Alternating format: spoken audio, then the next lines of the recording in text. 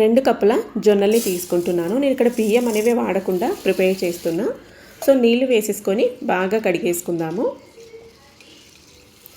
ఇలా చేతితో నలుపుకుంటూ బాగా కడిగేసుకొని మళ్ళీ ఫ్రెష్గా నీళ్ళు వేసి పక్కన పెట్టేశాను. ఇంకొక గిన్నెలోకి సపరేటే నానపెట్టుకోవాలి. 1 కప్పు మినపగుళ్ళు తీసుకున్నాను. బద్దపప్పు తీసుకుంటే 1 కప్పు మీద పావు కప్పు తీసుకోండి.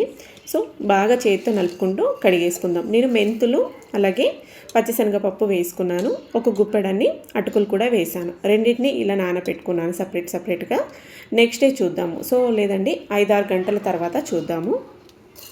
5-6 గంటలకి చూసారు కదా, ఇలా చక్కగా నానింటాయి. గ్రైండర్ ఉంటే గ్రైండర్లో, లేదు అనుకుంటే మిక్సీ జార్లో ఇలా కొన్ని వేసుకొని మెత్తగా రుబ్బుకోవాలి.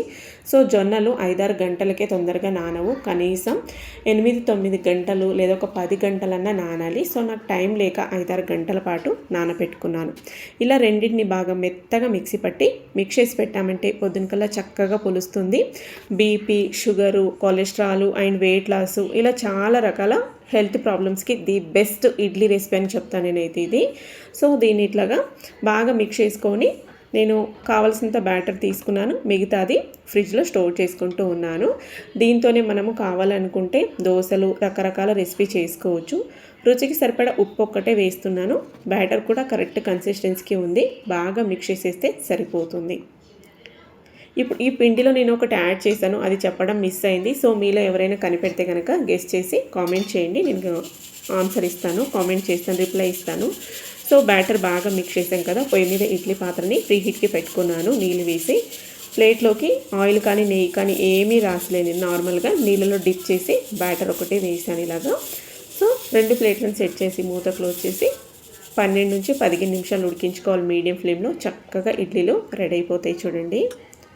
ఇలా ఏదైనా గుచ్చి చూస్తే ఏమీ అంటుకోకుండా రావాలి. చూసారు కదా, ఇలా వచ్చేసిన తర్వాత ఒక 5 నిమిషాల తర్వాత మనము ప్లేట్ నుంచి తీసుకున్నామంటే ప్లేట్కి అంటుకోకుండా ఇలా ఈజీగా ఊడొచ్చేస్తాయి. కొంచెం బయట పెట్టాలి, తీసిన వెంటనే తీసామంటే ప్లేట్కి అంటుకుంటాయి.